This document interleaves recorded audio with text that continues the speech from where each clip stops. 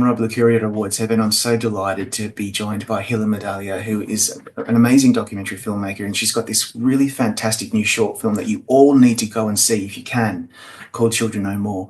Hilla, first question for you is, what made you commit to such an observational style that refuses commentary and just lets the weekly vigil speak on its own terms?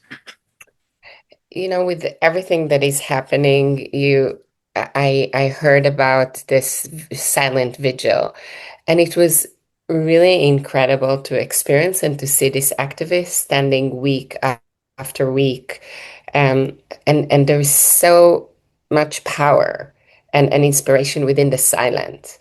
And something so simple like a picture of a child can seem almost like a betrayal by other people, like this compassion that they have Indeed. to the other can be seen so strongly that it's really almost seen like a betrayal by other. And it was just so strong that we came week after week to film them. And in the film itself, we wanted to create this feeling and to really observe and get the viewer to feel as if they were really watching the vigil.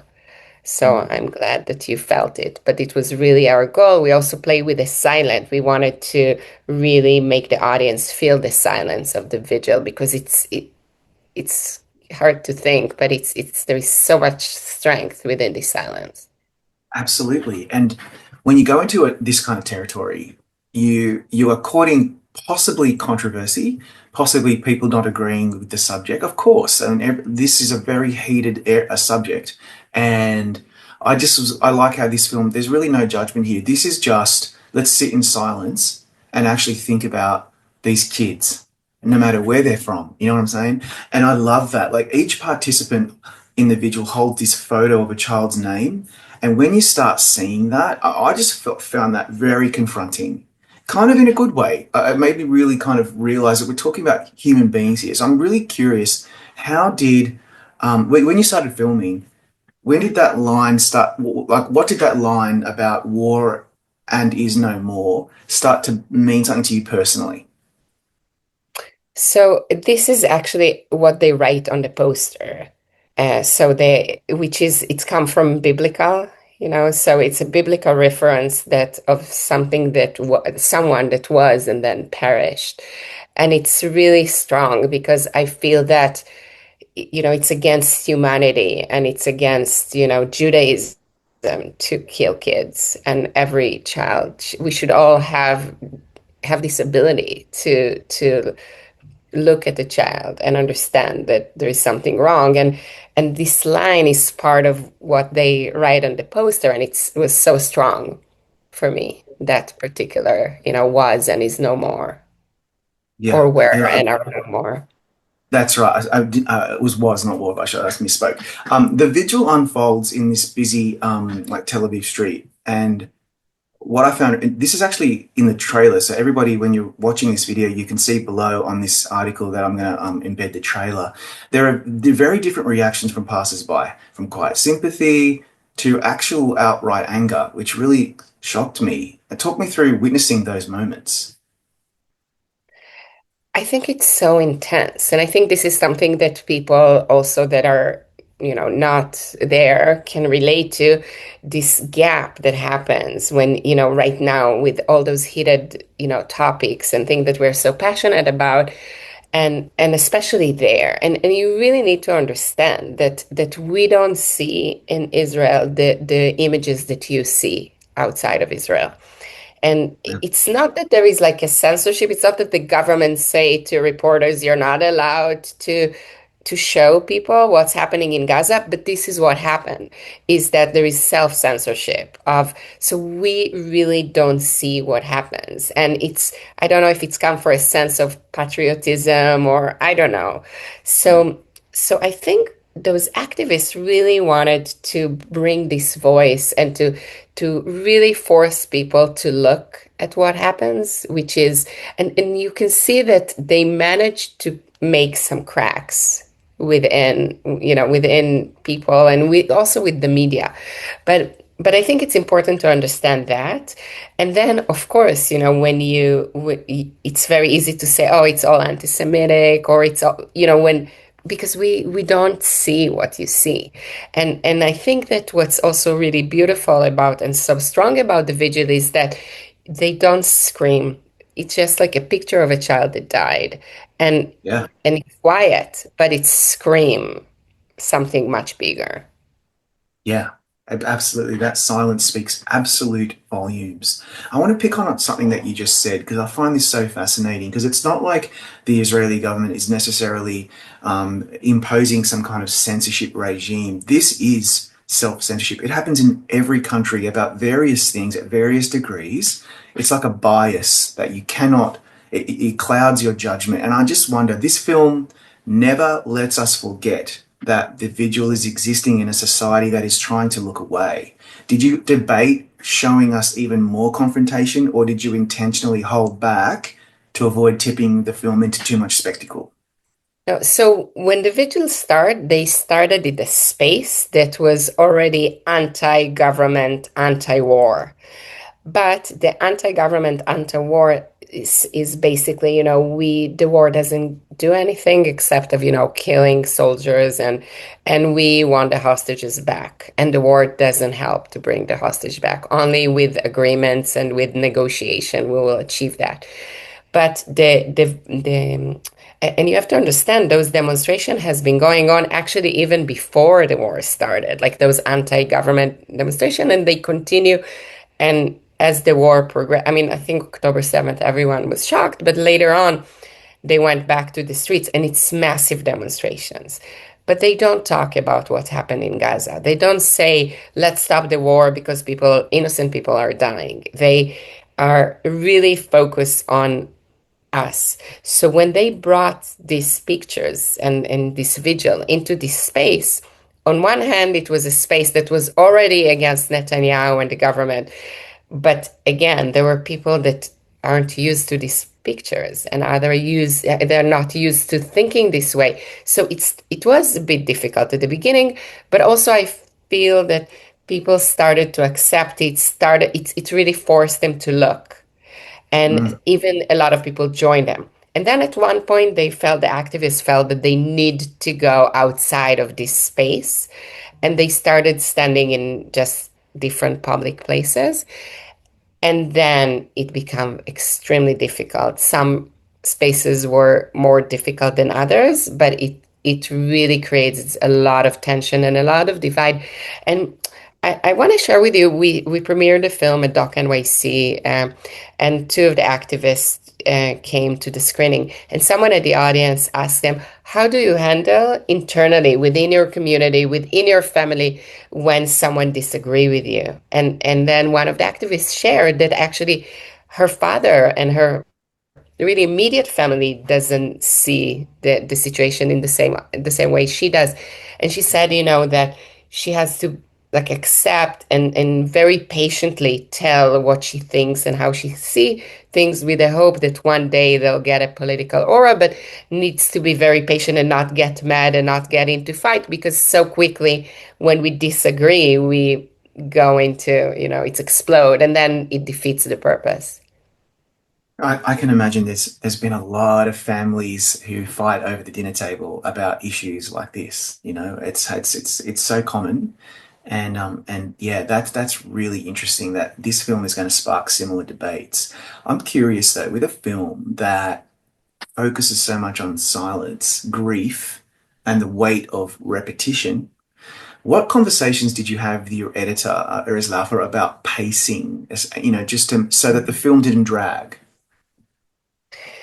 It was hard because also every single shot it was shot so beautifully by Avner Shachaf, and we wanted to create the feeling of the silence and the vigil, but then also how do you bring in information, and how so we went, back and forth a lot. And but also I want to share with you that, for example, one of the first scene when they're standing at the beachfront, it was actually the first time that they went out of the demonstration space to a public space, and it was very tense. But the entire scene was shot over 20 minutes. minutes. Like they stood for 20 minutes and then they really felt unsafe. So this scene was easy. We basically used almost everything that we got from that day. But other scenes, there is a repetition, it's time. They used to stand usually for an hour or so. And yeah, it was a process, but also we did it very quickly. We felt that this film needs to be out now, and Yeah. and the message has to be out now. Though throughout the shooting and the editing, which we did concurrently, I kept saying, even if the war ends and there is a world peace, which I wish. I mean, obviously, it's not the situation.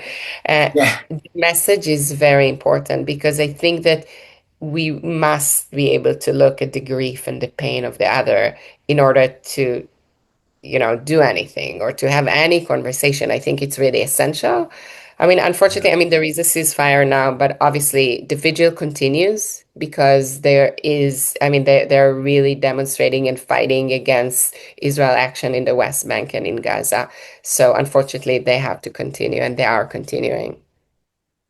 Yeah. It's so important that films like this open our eyes to having empathy for others. If we all just had a bit more empathy, I just feel like things would be so much better. But it's easier said than done. The Vigil is mostly run by women. I find that really interesting that their involvement and leadership obviously really shapes the tone of this film, doesn't it? How did you approach them behind the camera? First of all, we made a decision to try to focus on the children and not on the activists, though obviously it's about the vigil and the activists are a big part of it and putting it together. And yes, there are mostly women. There are very few men that are involved. And these activists, by the way, are involved in many kind of activities and things that are against the war, against the occupation, and for fighting for this justice in the land. And it was it was very delicate. It's like we wanted to make it really observational and to see how they do it, but on the other hand we really wanted to keep on the kids, to focus on the kids, to stay with the kids and to give the kids as much space, the kids that were killed in Gaza, to give them as much space on the screen and not to focus. So we didn't go to like the activist home and to tell their own stories of what they do and who they are and what we really wanted to keep it within the vigil and within, of course, those kids that lost their lives. Yeah, they were really vessels for that message. That's how I saw them. You've made films about conflict, grief, moral responsibility before. I wonder how this project challenged you in new ways. Did it push you in ways that you weren't expecting?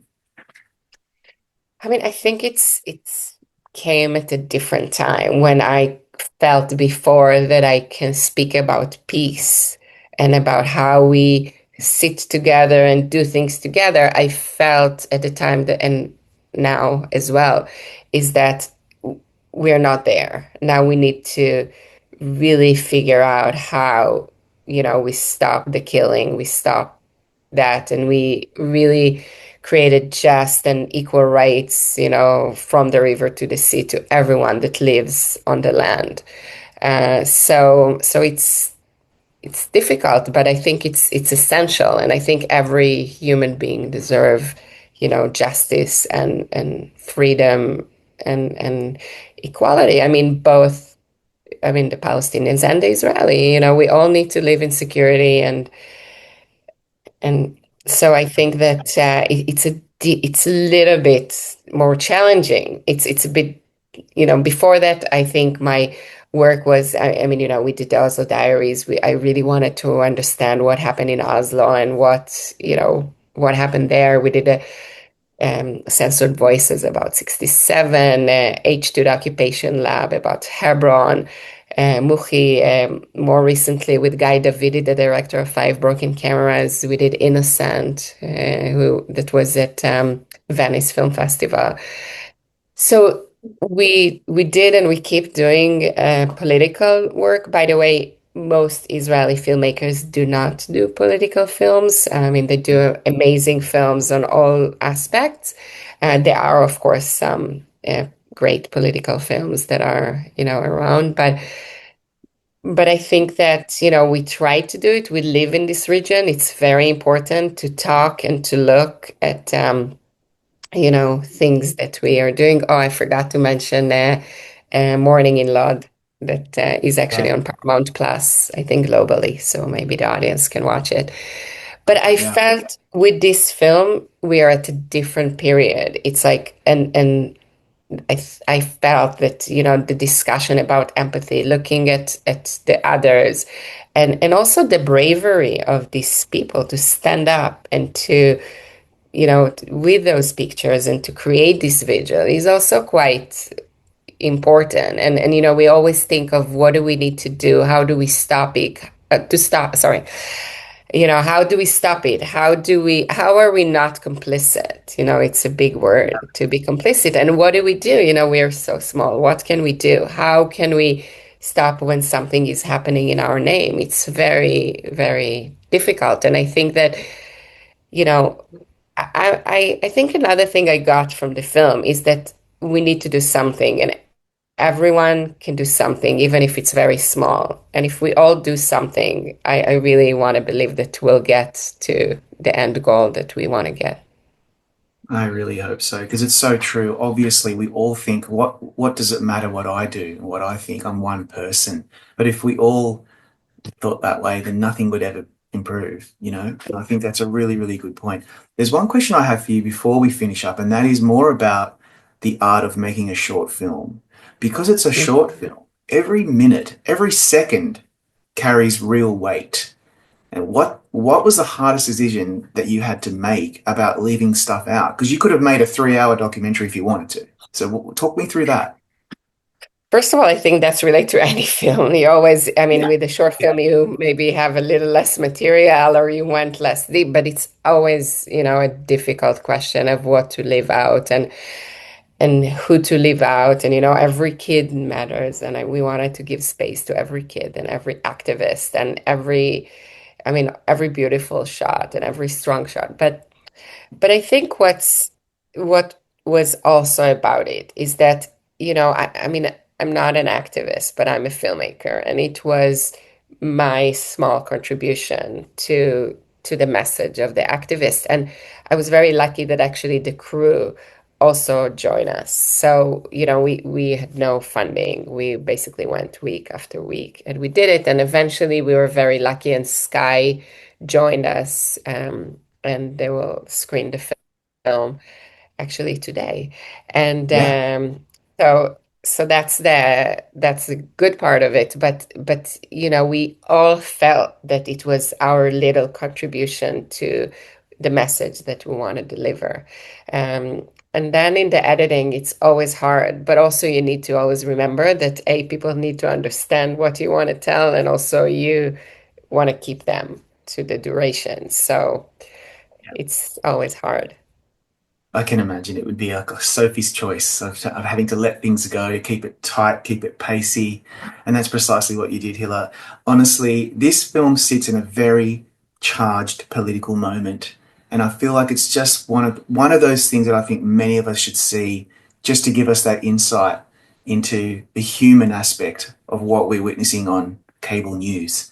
On that note, thank you for making it. Congratulations on a beautiful job and thank you for your time today. Thank you.